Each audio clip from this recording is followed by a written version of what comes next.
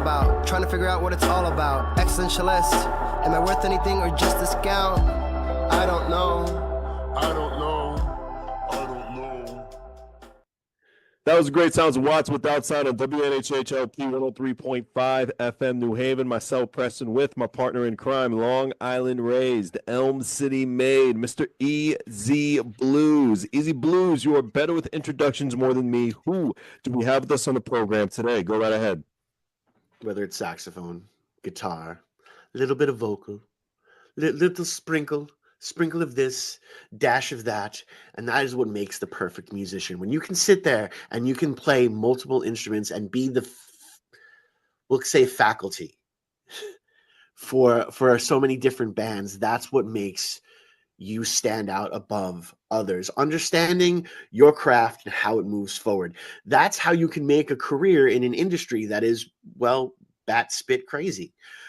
I'd like you to put your hands together, not if you're driving. If you're driving, please keep your hands at 10 and 2 because we don't need any accidents. But mentally, I want you to put your hands together for someone I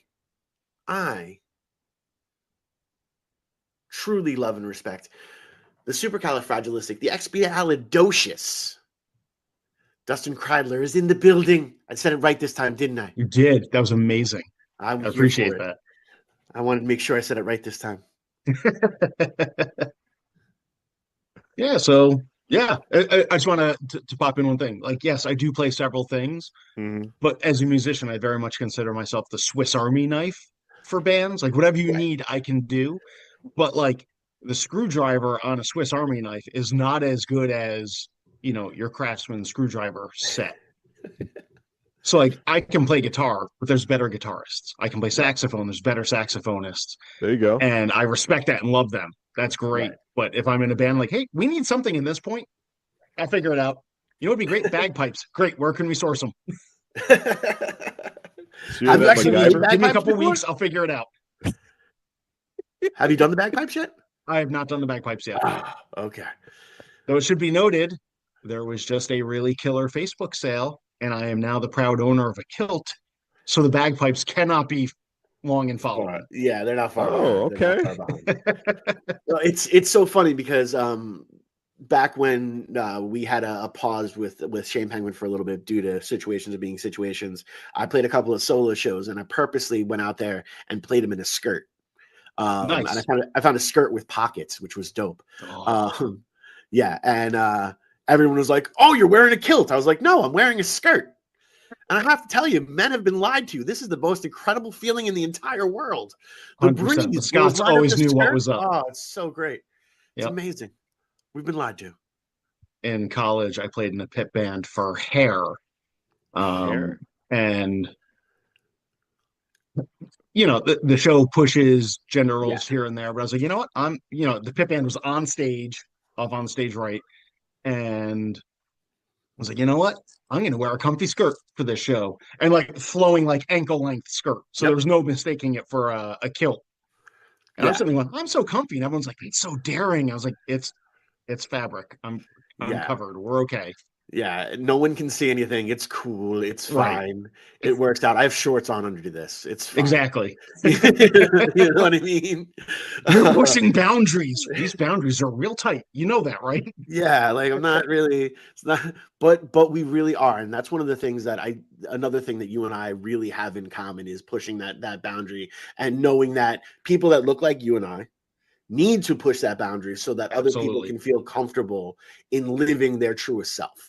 And 100%. You know, like I said, we've been outside of Cafe 9 and offered to do things for others and so forth and so on. We'll get onto that story again.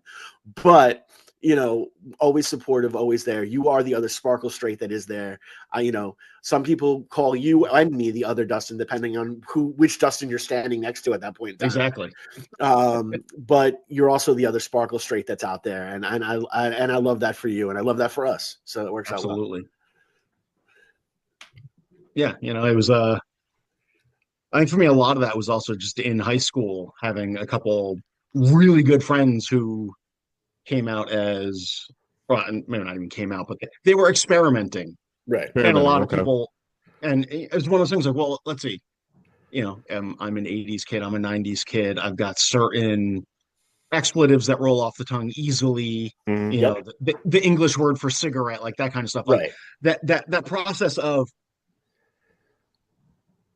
I can support my friends who I love dearly, or I can be a jerk. Right. And so very early on, I was like, well, I'm not gonna be a jerk. So at this point, how many years later, it's just it's almost a practiced reaction of, oh, okay. Yeah. Even if it catches me by surprise, even if it's something new and exciting, okay, it impacts me how? Yeah. Are you guys happy? Sweet. I will support you in whatever you want to do. Exactly. That's one of the most important things that are out there, and is being that unconditional support system for anyone who wants to be anywhere and everything. How does that work out though, while you're dealing with probably the most disgusting, judgmental industry in the history of everything? So far, I haven't actually run headfirst into anything. Like the New Haven Really? scene is so cool and so Yeah, welcoming. yeah. At least from what I've seen. You know, I'm sure people have horror stories because there's always horror stories, but like this scene is so embracing. Right. So I was very happy to find my way here. Yeah, same. And part is also like being in the ska scene, which is Right. really embracing and really awesome. Like seeing just like some of the bands that have gone. I don't know. I guess in my head, I would have thought maybe 20 years ago there might have been like a footnote or oh hey, there's that weird band over there, and instead they're just getting elevated. Like no, we love this. Be you. This is so great. Yeah.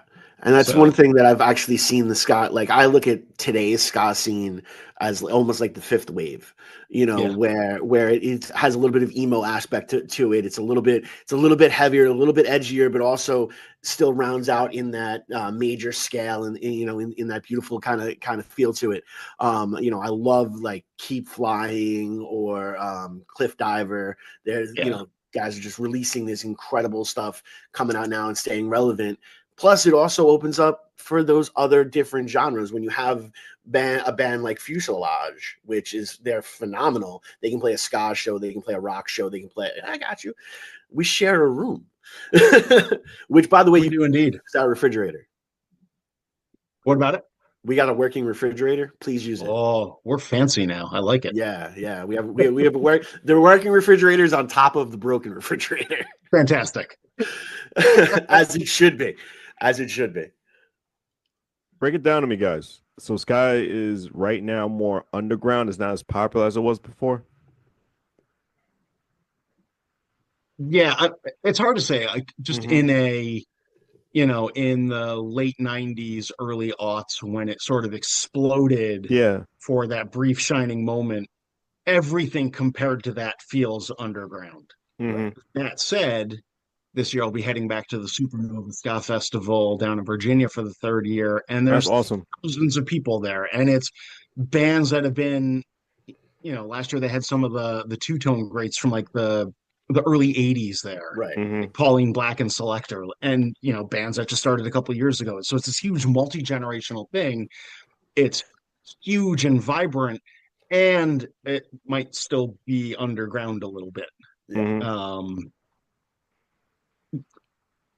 I don't listen to the radio much. When I do, I don't hear ska on it. So I assume it's not in the mainstream, but you know, I've got my K-Moy radio playing on Spotify or my Catbite radio or my Hub City Stompers radio. Someday it'll be Fuselage radio, but not yet. Yes. So, you know, I admit I'm in my own little bubble, but there's a ton of music really out there. Music coming out right now. And the bands are so good. So is it underground? Yeah. Is it like deep underground? No. Okay. I don't think. To me, it feels like it's bubbling right under the surface. Is there gonna be a renaissance soon, or? Well, we're kind of in like a renaissance period of it, and it's also the fact of underground doesn't necessarily mean the same thing it meant. Oh, that's true. 10, 15 years ago. Break it down. It's so easy now to get, like, if I want to check out, you know, good ska band in Cincinnati, I can jump and Google a ska band in Cincinnati, and whether they're good, bad, or indifferent, they're going to show up, and that's going to open up a rabbit hole to go a little bit further down and find it further down and dig more and dig more. It's kind of like when you first used to walk into the record store, and you know, the DJs will call it digging through the crates. Right. You're trying to find that thing. You're just doing it on a bigger scale, because music is so much more accessible. Right. And recorded music is so accessible and so freebase at this point in time, where it becomes the calling card for other things. It is now, Spotify is the social media thing for musicians to make sure that people are going to be showing up at their shows. That's the reality of it. We're not getting paid off of Spotify. I mean, we just got a 3-year check for $88. 3 years? 3 years. It's been 3 years. 3 years. At 3 years and coming close to a $250,000 streams. $88. Well, you guys are musicians. Break down the math to me. Like, how much will you get in like 1 week, or perhaps like a day? Is it like a penny? Is it a dime? Because like Spotify ain't nothing. Ain't not like point nothing. Yeah, if on Spotify, if you are an independent artist on Spotify, you have to first get 1,000 streams to even qualify to get any type of money back. That's first and foremost. And then on top of that, after that 1,000, you then get 0.001 cent per stream. Mm-hmm. And I'm sure there's more numbers in that. I just want to end it at 0.00.1. I'm sure it's like 1, 6, 2, 4, 7, 12 pi times 17. Where it breaks it all down in that aspect. So by using streaming now more as that social media, like this is what we have for you. Check this out. This is what we've got going on there, and we're killing it with visuals. And you're making sure that your visuals are 15 seconds and each thing, and doing all this crazy stuff just to get that person to come to your live show, because that live show is where they're going to buy that $20 t-shirt, where they're going to buy that CD for $20, and that CD is cool. It is so much cooler because it's something you get to take home from the band, or you buy the vinyl for 30 or 35, depending on whether you get the cool color or not. Me personally, I always wait for the cool color because I'm a dork, but that's just me. It brings you joy, though. Yeah, absolutely, and that's that within reason. One of the most important things. I try and make sure. I was at a show last night at a Scottish stage. CT Scott, thank you, Gardy, we love you. And making sure, like, oh hey, let me make sure to go find some merch to buy. Yeah, this is at the very least it's gas money. Yep. And you spend $20 on a shirt, and that's what did we just figure that would be most of a year's worth of listening on Spotify in one purchase? In one purchase. And now I'm a walking billboard right now for CT Scott, but soon it'll be for the Resistors because they were friggin' amazing opening up last night. Like, buy the stuff. You don't need to buy all of it, but buy something, and it makes such a huge difference. Oh, last night was the Resistors, Sonorous Rising, Ghost Tones, and Bad Levers out of Georgia. Nice. Nice. And that's the other great thing that we love about Scottish Dave's, since we're talking about phenomenal spots. Such a great opportunity to open up for a touring act, or a couple times we played Scottish Dave's, we've got to open up for an act from New Mexico and Quebec. Nice. We got to open up for an act from Vermont. And you get to know these people and talk about what their scenes are like, and how would you fit in that type of scene or move forward or whatnot. I love when the other vocalists just come up to me like, so you sing and scream and you talk afterwards. How is that possible? And I'm like, well, I don't know. I drink a lot of whiskey. It works out really well. And I'll say you got lucky that your technique happens to be good and you're not just ripping your throat out every night. True. I had a great vocal teacher. Shout out to Miss Moyer. Miss Moyer, love you so much. You are the reason why I can scream and be quiet. Every now and then, For Whom the Bell Tolls by Metallica comes on, and I have this sense memory of, oh, that's the song I ruined my voice on in high school. Because there was 3 of us. I don't even remember if we had a drummer, but we're just in someone's garage and we're pounding it out. We're playing our crappy little 15-watt amps. And we didn't have a PA or microphones, and I was just singing over all that. Yep. Never been the same since. No. Technique is everything, especially as a singer. Like, yeah. every instrument carries its dangers, carpal tunnel, whatever. But singing, it's so easy just to wreck that instrument and have it not come back. Yeah.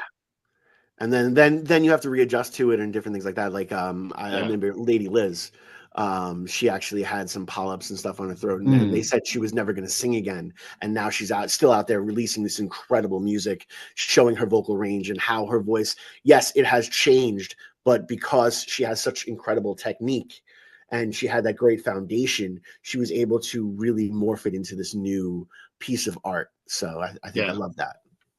What's the worst thing you can do to your voice? Say go Trump. I'm sorry. What was that? I didn't. The worst thing to do to your voice besides that, my friend. Oh, besides that, one of the worst things you can do is actually underhydrate your voice. That is one of the key things, especially those people who say enjoy the fact that Easter's on 420. And you get a little extra dry, and that's a point where you can actually become scratched. And you can really, really, really, because the vocal cords are just two things that are vibrating. Right. And it's the different type of, the different vibrations in which produces the sound itself. And it's the oxygen support behind those vibrations. It's to make sure the way that you're breathing, if you look at a phenomenal actor, or you look at a phenomenal singer, 9 times out of 10, you'll never see their shoulders go up when they're breathing. Like when you say normal people, we always, you know what I'm saying? That's how we breathe. But, you'll look at somebody and you watch their shoulders, it never rises. That's because they're properly doing the breathing exercises, going in through the nose, out through the mouth, and holding and sustaining where it's necessary, breathing from the diaphragm itself, taking shorter breaths in between things. You'll see a lot. Hip hop acts will actually start spitting on a treadmill to try to get up their extra wind and different things like that. Oh, yeah. Nice. I've learned a lot from this aspect. That's why I can move really fast lyrically as well. I just don't do it all the time. But there's some points in times where, although Chesky is still the master at it, I can come up there and say some really interesting things really quickly as well. The worst thing a musician can do to their body, other Dustin. Physically. Inherently, like in almost everything, like lack of sleep. Like almost everything we actively do during the day is a stressor. You get better when you recover. So when you go to the gym, I don't care how much iron you're pumping, you're tearing down your body. It's the recovery from that makes you big and strong. And it's the same thing with music. Like if you're on stage, you're killing it for a couple hours, you need to sleep. Yeah. You can see the people who, clearly they never did that. They partied all the time. They didn't get enough sleep. It's 2025. We're all going to our day jobs in the morning, burning the candle from both ends and in the middle. Yep. And it's burnout. Yeah. For whatever your instrument, look at your technique to see if there's anything silly you're doing. I realized literally 4 years ago that on saxophone, probably partially because I generally play older horns, and it was getting a new horn that actually reminded me of this. I realized I was death gripping it as I'm playing to make sure the pads were sealing. Right. But ideally, your horn should be set up so you can just literally like the lightest pressure possible. I think I was watching like a saxophone repair video, and he talked about he doesn't want to press down on the pad to make sure it's now settled right. He wants to just as light as possible. And I was like, oh. Maybe that's why I have trouble playing fast runs, because I'm squeezing the ever living out of it. Yeah. Well, you're feeling the piece, man. It's more than just quickly. You're feeling it, and yeah. I want to feel it less. Yeah, you want to feel it less. Just like a quarter that might less, so I can get an extra run in there. That'd be dope. And essentially the same thing on guitar too. Of I'm playing a chord and I'm squeezing the neck, going, my hand's cramping. I don't know what's going on. It's like, well, it's just all you need to do is have the string go over the fret. Like it does not need to be over the fret and then add 10 pounds of force. That didn't do anything. Yeah. So yeah, all that stuff, all that pays off. Just pay attention to what you're doing a little bit. Like you don't even need to be super technical. Just pay attention to some of the big stuff. And it's I'm blanking on the name of that, the 80-20 rule. It's doing 20% of it will give you 80% of the results anyway. Exactly. There you go. WNHHLP 103.5 FM New Haven. Other Dustin, I apologize. It's just the protocol I have to do to stay on the air with my original Dustin. EZ BlueZ. Well, I love you guys being on the air, so I'm never going to complain. Definitely. How many people have that mindset? Because you've been, doing music for a very long time, that they're still in the 20s, because like musicians can go into the physical capability, because a lot of people think they're still that 25-year-old or that 22-year-old that can go forever and ever and ever and ever and ever, and don't limit themselves when it comes to the physical aspect of entertaining people, when you can entertain people with so much more if you just look beyond that. I'd say at least the part of the scene that I've fallen into here seems to mostly be the people who survived their 20s and their early 30s. Like, it seems like I don't feel particularly old or young hanging out with anyone. It seems like this sort of middle-aged group of people who've been there, done that, and are all like, make sure you're hydrating.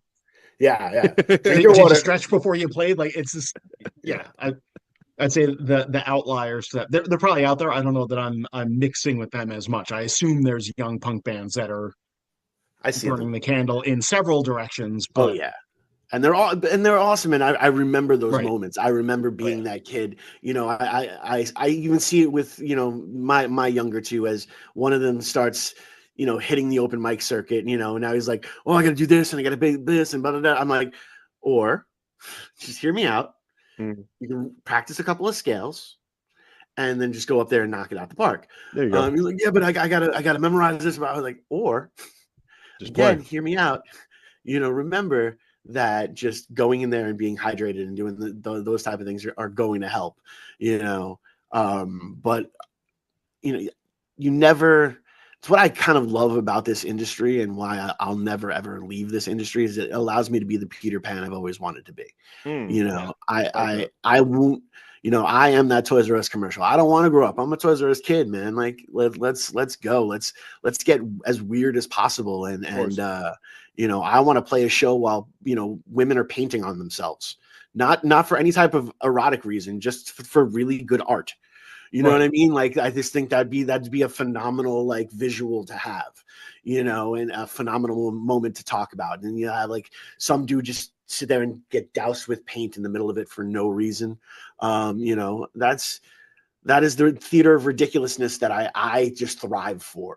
But there are those bands that are out there that are killing it. And, those are those bands that, are like, we're going to play this. And I never want to be that. Like, I remember being young in the scene, and that next tier, the middle agers, would just totally poop on your parade. I will say, because that's how I can say it on air. Will totally poop on your parade and be like, oh, that's good, but if you did it more like this, and you don't know what you're talking about here, and like, yeah, but my lyrics made someone cry. Your lyrics made them get up and leave. Maybe it's not me. Maybe, Yeah.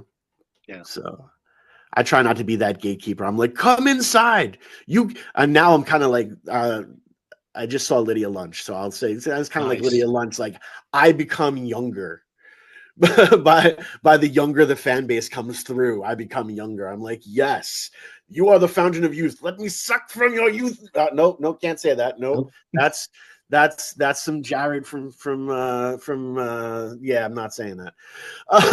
Let me use your youth vitality. That's much better. Perfect. How many young people are into the Sky scene?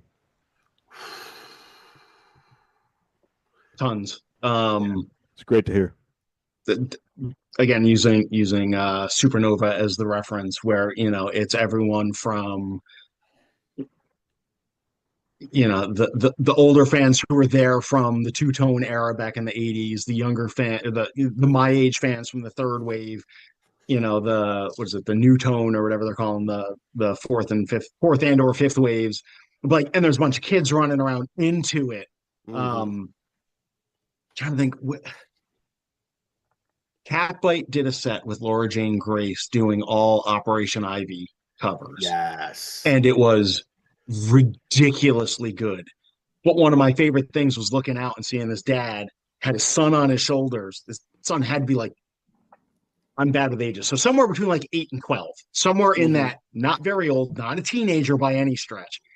And the kid is just sitting there screaming along all the lyrics to Up Ivy. I was like, the world's going to be okay. We're going to have to fight for it. It's not going to happen magically, but there's beauty everywhere. Yeah, no, and that's like for me, it was seeing Less Than Jake at Toads, and there'd be somebody with like a 7-year-old on his shoulders, and and to the point where LTJ was like, "Hey, you're like tiny, and you're rocking out to like all of this. This is the most amazing thing." So when you hit that point where you are generational, where and I've actually seen it. Not in ska, but I've seen it like with Disturbed. Disturbed, talks about it all the time, how awesome it is to see, fathers taking their children, mothers taking their children, grandparents taking their grandchildren, all singing along and really thing. And you really see that with ska now, because it's also danceable. And kids like to dance because you need to move around. It's a lot of fun. And if you haven't been to a ska show and danced, you're missing out. If you've never skanked in your life, skanked, skank. That's what it's called. Yes, there's actually a ska band called Skank and Pickle too. So there skank, there was skank or skanked. I just want to give. Skank. Skank is a type of marijuana. Skank is a type of dancing for ska. I'm thinking of the. All right. He's thinking of the horrifyingly bad way to refer to women. Yeah. I'm just trying to be PG. See, I was going in the other direction. To be PG about it, but when if you tell like an unknown person to skank and like meaning to dance, they'll probably think of it the wrong type of way. So I was thinking you threw me off with that one, but it was pretty funny. It was actually real funny. It's the verb form of it, which means to dance, not one of the noun forms. Yeah, there you go. See, we can even do an English lesson. Man, today has been the most Sesame Street we've ever gotten on this show. I'm just saying, I'm just happy you broke it down because I know I'm not the only one who thought that. Whole bunch of people just pulled over, like, what did this man? Say? Exactly. But like at least we know the term now. But like I think it is a great art form. I'm happy that it still has an audience. And I think it needs to get known more because it's feel good music. A lot of people love feel good music. They're probably like two different genres of music. I compare it to jazz. Jazz is great. Jazz is wonderful. Jazz is, you just sit back, relax, and enjoy just the great vibe that you get from the musicians. I think the same thing with ska music too. But ska music is a little more upbeat. It's a more lively. You get up, like the crowd. It's part of that culture. It's just from my perception. If you guys can correct me if I'm wrong, please. Well, no, there's this. I automatically think of all that other jazz, the stuff that's dark and depressing, or like is just some dude beating on a bass string for 20 minutes while a horn player is playing through a distortion pedal, and you're hearing whales that are fornicating and this crazy. Two different types of people. Like, So I'm like, I don't see that where translating very well in ska, but then again, it could. Big Fat Knees, they use pedals when they're using their horns and stuff, so I can't really say much. It's definitely interesting, and I definitely feel where it does have the similar roots in jazz, but also where, like, for me, I always love the fact that it comes off of, and it just shows the theater kid in me. Like, to me, it's the most theatrical. I can hear Porgy and Bess, and then also go on to like a musical aspect, talking about how much people love beer. You know what I mean? Like that happens in ska, and that is a beautiful thing for ska. To me, it is the theater kid type of music that you don't want to be like just all wearing black. You can wear checkers. Yeah, I'd say that there's also a fairly wide range in that there's the New York ska jazz ensemble approach, which is basically jazz, but generally set to the ska or reggae beats. I love them so much. They're so good. And this rotating cast of characters who've been in it over the years. When I say I love them, I don't even know exactly who I'm referring to because it's like 30 people or something at this point. Right. But then there's this super happy, upbeat ska, which is actually a little bit less up my alley. Right. I don't hate it, but I came out of especially my second band, Hub City Stompers, who came out of Inspector 7. Mm-hmm. It's a little bit darker. It's a little bit angrier. It's a little bit more of that. I mean, for them, like that East Coast punk approach, still very ska, like not a lot of punk in the sound, but of course, it's not about getting extra mozzarella sticks. Mm-hmm. It's more, it's less about enjoying beer and more about going and crashing a frat party. Right. In Princeton, New Jersey. Like it's a little bit heavier. There's a bunch of bands doing a ton of stuff in the quote unquote ska core. Yes. Scene where it's straight up like punk and metal elements brought in and alternating back and forth and blending them together. A band I only just recently found out about a couple months ago, Chilled Monkey Brains out of Florida, where they're playing Chilled Monkey Brains, and it was straight up like Iron Maiden style metal and ska. Yeah. So it wasn't like the frantic ska core. It was like old school, like Rhyme of the Ancient Mariner, Seventh Son of a Seventh Son stuff and ska. And I sat literally sitting there watching them going, I love this so much. What's different? It felt new. So I'm sitting there trying to figure out what am I feeling? What am I hearing? I was like, this is like straight up classic metal and ska. Yeah. And I haven't heard that before. And I love it so much. Nice. I've learned something new today. Yeah. And I think I forget where in the conversation it came up, but the idea of like always being a white belt, always being open to hearing new stuff. I like that. Like I think that the people who make it the longest in the industry are the ones who are the most curious. And they might sit there going, I'm never actually going to do that. Right. But they're into hearing it. Right. They're open to, what's your new interpretation? Does not mean it has any impact on what you do, but just show me something new. And maybe it'll change something under the hood. Maybe it inspires something new, but just show me what you got. I want to hear it. You don't need to like it. That's fine, but I want to hear it. Yeah. What has surprised you? Monkey Brains. Yeah. Besides Monkey Brains. Besides Chill Monkey Brains. Which I think inherently. So I picked this up a couple years ago at the first Supernova I went to, was just how welcoming the scene can be. Mm-hmm. And again, having started out sort of right after everything kind of got big and then exploded and then died and disappeared. And then, you'd play a gig in like 2004 or 5, there'd be like 6 people there and they're happy to see you. It was great, but it wasn't like this big conglomeration of people. And so the people who were there to support you, but there was this big group where it's so welcoming and everyone's so genuine and happy and just like, you show up and every single person there is your new best friend if you stop to talk. Yep. And, I've been to Ozfest. I did not make 10,000 new metalhead friends. I've been to Lollapalooza back in 97, 98. I forget which one when Tool headlined. I did not make 10,000 new alternative music friends.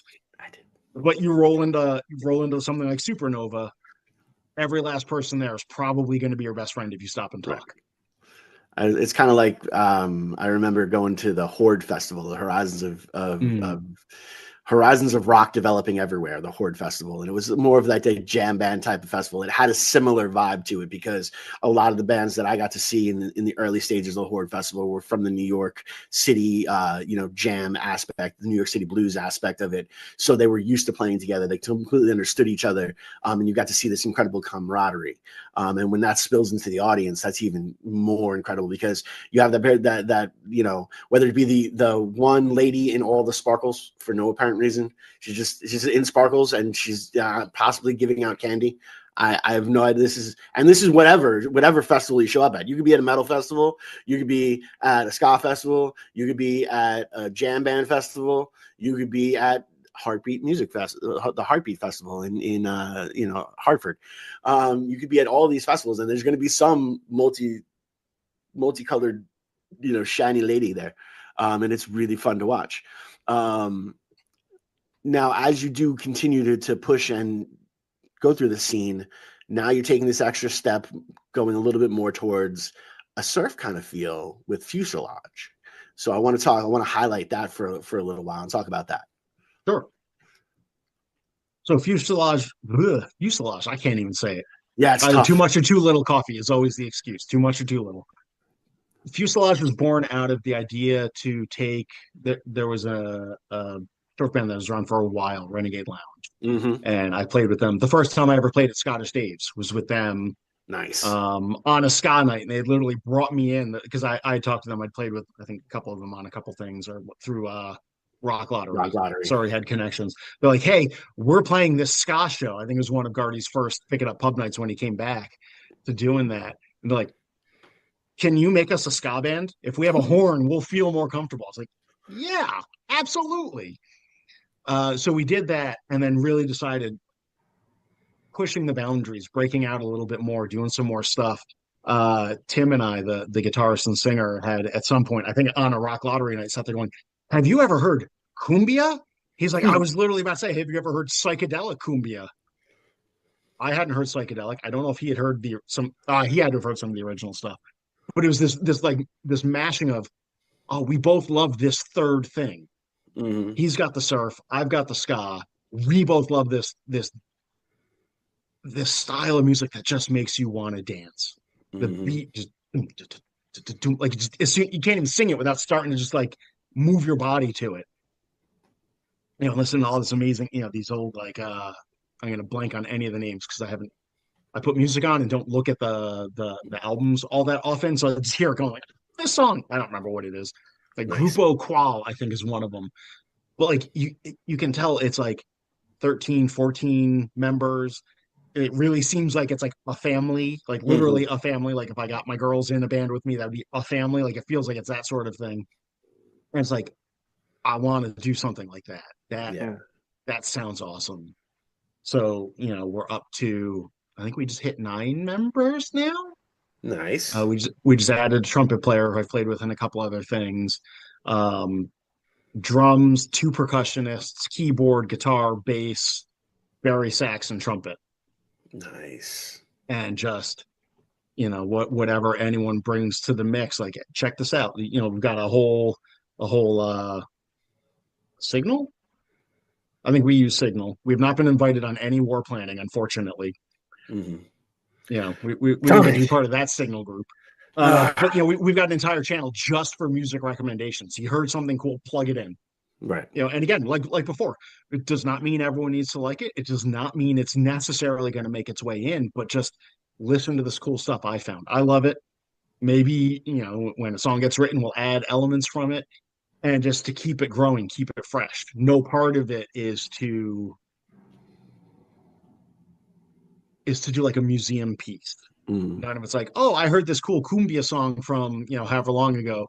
Let's do it exactly as closely as we can and not push it in a new direction. We cover a Selena song. I'm gonna totally blank. Como la Flor. We don't follow that original arrangement at all. It's actually one of those ones where it's a beautiful song in the arrangement. I don't like it. Right.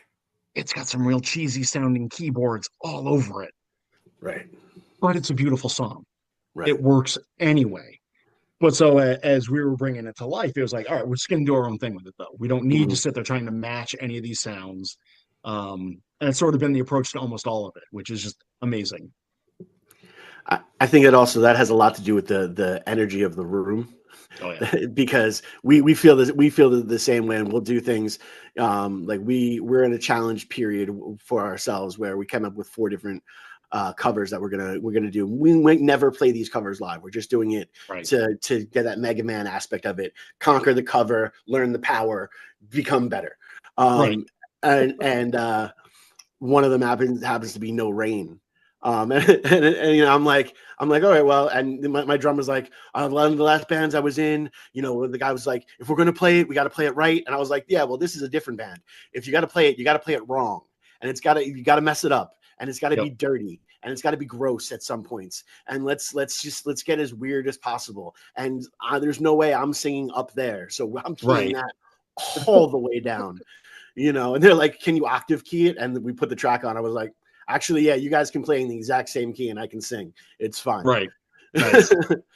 You know, so yeah, it's super, super interesting when you really start to break that stuff apart and really dig. And I do feel like it is the energy of that room. I feel like we walk into that room, we can sense when you get there. When you guys had a good dope practice, because then we wind up having a good dope practice, and we hope that energy goes through, and then we hope Killer Kin has a real dope practice, and also just the amazingness of the different styles of music that gets to be played in that one room. And if that new room's walls could talk, it'd be an amazing conversation. It would say WNHHLP 103.5 FM New Haven. That's what it will say. Easy Blues, continue. It sure would. Let's be honest. It absolutely would. It definitely no argument. would. No arguments there at all. Now you've got a bunch of shows coming up this spring, summer, different aspects. I'm sure you have some of them written down. You might have some of them off the top of your dome. I'm going to give you a couple of seconds. Don't, because that means I'm spraying up the calendar, but I got to change the view to event view. Ooh, that'll help. That's cool. That didn't do it at all. Oh, okay. I love when that happens. There we go. What calendars do I have open? Because that'll help. You're like, this is the actual childcare calendar. No, this does not work. So yeah, I'll be at this is not Croydon Fest. Is that holy crap? Just next 2 weekends from now, down in Pennsylvania, playing with both Sergeant Skag on Friday and Hub City Stompers. I'm going to jump up with them on Sunday, so I'll be there all weekend.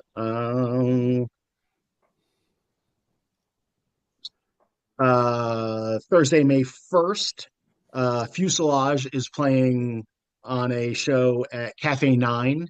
Nick DiMaria, our favorite neighborhood trumpet player, he put together a Scotalites tribute. Mm-hmm. So we're opening for them, and that's going to be awesome. I'm looking forward to that. On Friday, May 9th, playing Otto's down in New York City with Sergeant Skag. That'll be cool, though a bit of a haul, but that's okay. Who's on that bill? I don't know offhand. Okay. That is I think you guys or Sergeant Skaggs is playing with the homies Strange But Surf, and I think it's at Otto's. That's cool. I'd have to check. I actually don't know. It would probably be Fuselage because they're more of a surf rock band. Yeah, agreed. Tuesday, May 13th, I'm not playing on it, but everyone should buy tickets and go see the Toasters at Scottish Dave's. Yes. Because that is a huge get. And I just want to support Dave's. I want to support Guardian, CT Scott, and I want to support the Toasters because they're awesome and they've been doing it. They're one of those bands that was basically, in my head, totally wrong. I know once to get academic, teach me. But in my head, they were sort of the tail end of that two-tone era. Mm-hmm. Rob Hingley, a.k.a. Bucket, is from England, but started the band, I think, in New York, sort of inspired by all of that, and has been doing it ever since. Yep. And they're one of the best bands out there. So yeah, it's a Tuesday. We'll all go in on Wednesday and be hungover. It's okay. You can do it once in a while. Again, burn the candle from one end, but you do have to light the candle. Yes. Light that. So that's on May 13th.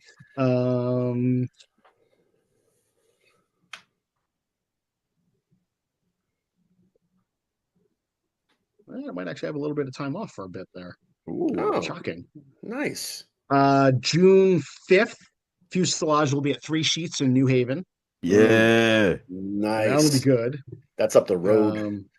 Yeah. I love the ones that are. I'm literally just joking last night with someone who they came to Scottish Dave's from Massachusetts. I was like, yeah, for us, it's a half hour. It's not that long a drive. It's like, but I really love the gigs in New Haven, where as I'm parking, the cold engine light finally turns off. Yes. Yeah, exactly. That's not good for the engine. I don't care. Yeah. I was in my house 5 minutes ago, and now I'm ready to start getting ready to play. That's magic. Yeah, it's glorious. Absolutely glorious.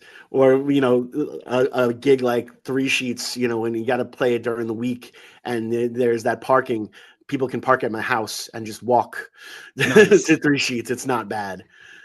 Amazing. And then June 14th, Fuselage is at Bergen House in Middletown, Connecticut. So again, localish, like that. That's one I'm going to go to. And then Friday, June 27th, Fuselage at Best Video. Again, Nice. that one's literally, I could probably walk there if I didn't play Barry Sachs. Right. Like, it's maybe about a mile, literally right up Whitney. So I love that. Probably some stuff after that, but that's a whole bunch right there. So that's awesome. Yeah, some Skag, some Fuselage. Got my other band, Faculty Lounge. We're going to be looking to start booking. That's the one I play guitar in. We're trying to find some opening spots. Hint, hint, easy. If you want a dad rock cover band to get the crowd going. Of course. Are you kidding me? Actually, I need to remove the cover bit. Like, we do a lot of covers. We're also bringing in a lot of originals now too. So that's awesome. Mixing it up. I love in those mix up aspects, and I love like when I actually love working with cover bands, but the ones that truly commit to it. You know what I mean? Like, understand this is what it is. And you guys calling yourselves Faculty Lounge, you understand that it's a dad rock band. That's what you guys are going to do. That's what you guys are going to be. And you fit into it. It's very similar to like Nerf Herder is the geek punk rock band. Right. He's sitting there in his golf shirt. And just talk. So I love like dealing with that type of aspect of it. So yeah, no, we'll definitely have conversations about that because sweet. We're dropping the record in 2 weeks, and then we're gonna start playing as much as possible, at least once a month in Connecticut. Type of aspect of it. But of course, that also means I've got to get better at booking out further because some places are already booked till October. I'm like, well, what about like on a Wednesday? You never book anything on a Wednesday. Can I have a Wednesday? Yeah, I can't wrap my head around the fact that Fuselage is booked at Otto's, probably for one of the Subway to Scaville shows. Or maybe that's a surf. I forget which. There's two promoters we're in with because it's Fuselage. We do surf, we do ska. So there's the Subway to Scaville. And I'm blanking on the surf promotion. I apologize so much, but I haven't actually met the guy or played any of his shows yet, but I will know that eventually. But whichever that show is, December 6th. Yes. Maybe 5th. It's so far away, I don't actually care yet, but it's December. Like, yeah. Be there. Holy cow. I haven't wrapped my head around that yet. So yeah, I'm still not like, I'm still in that rock musician type of aspect of like, the gig will be there when the gig is there. and I'm like, wait, what do you mean the gig is not there? What are you talking about? Please? How can we get this done? And then, of course, all of a sudden, someone will hit you up and be like, hey, buddy, I didn't realize we were coming through CT real quick. Is there any way you can jump on this bill 2 weeks before we've got to play? And I'm like, sure, I'll even promote it. They're like, are you sure? I'm like, yes, because we'll try to help. It's fun. I mean, even that, there's a band I play with every year at the Wesleyan reunion / graduation ceremony. And we picked that gig up. I forget now if it was 2 or 3 years ago, but literally we found out the day before. The drummer, Andy, is the brains behind the 80s cover band, the Future Heavies, and the 90s cover band, the Usual Lebowskis. And he works at Wesleyan.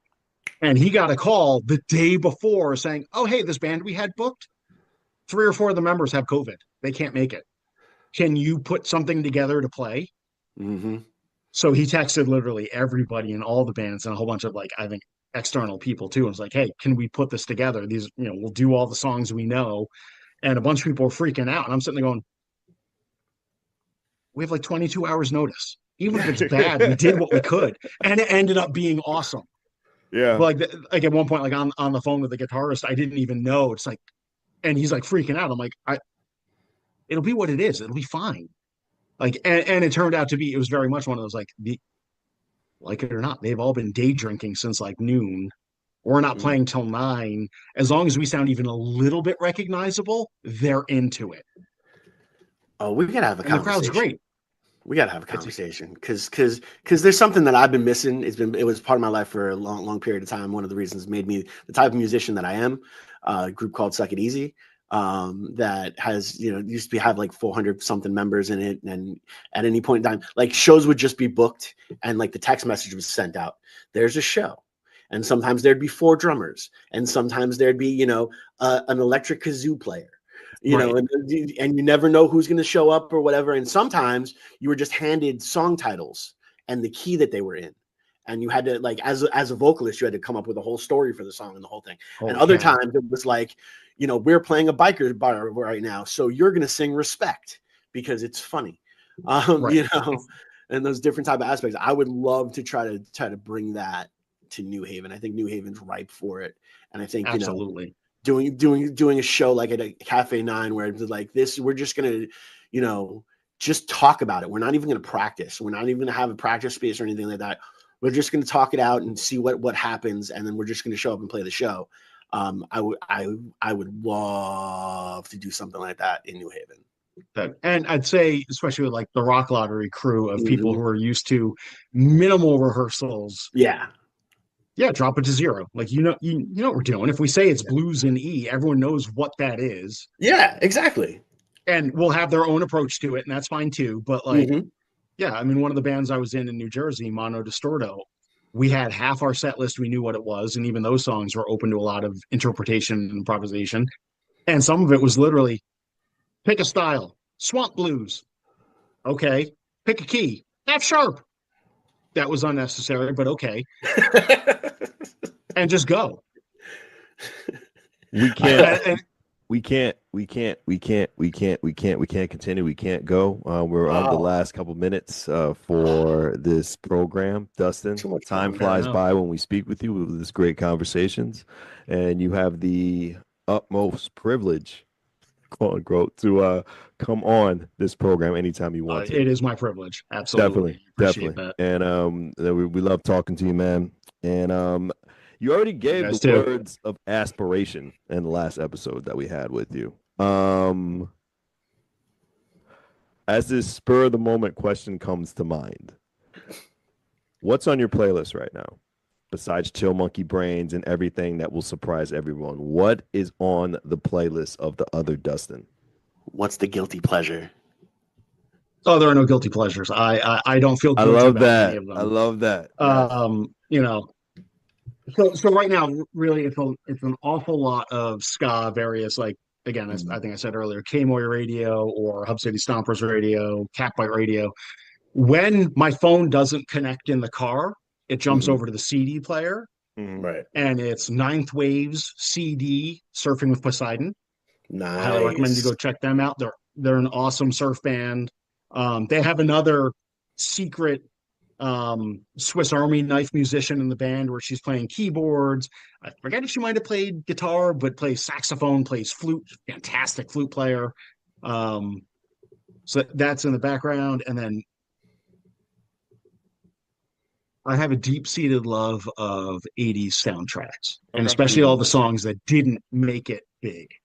So, you can be like, oh, that one song from Breakfast Club, Don't You Forget About Me. That's great, but the rest of that soundtrack is a banger too, but none of them were hits. They're all good. Yeah. So I've got a playlist and all that stuff. And I think I started listening to that with the 80s band, with Future Heavies, because I've run sound for them as well. And before the show, I would just put on all of the instrumental tracks from all these different movies, and everyone's like, why do I know that? That's awesome. Because it's the chase scene from The Warriors. That's why you know that. Exactly. Now you can give us the shameless social media plugs and everything for people to know how to reach you so we can close out. Fuselage on, I believe it's Fuselage CT on Instagram. Legitimately, I actually don't know what any of the sites are. So if you search for Fuselage, spelled with a J, so it looks like Fuselage. Sergeant Skag. Forget if Faculty Lounge has anything anywhere yet. We're working on that. Or just roundabout, I will see you at a gig somewhere. And like I said last time, do the thing. Whatever it is you're afraid of, do the thing. Preston Easy Blues, other Dustin, right here on WNHH LP 103.5 FM New Haven. We thank you. We appreciate you. And keep on supporting us. We appreciate it. Thank you so much, guys. Absolutely. Bye, guys.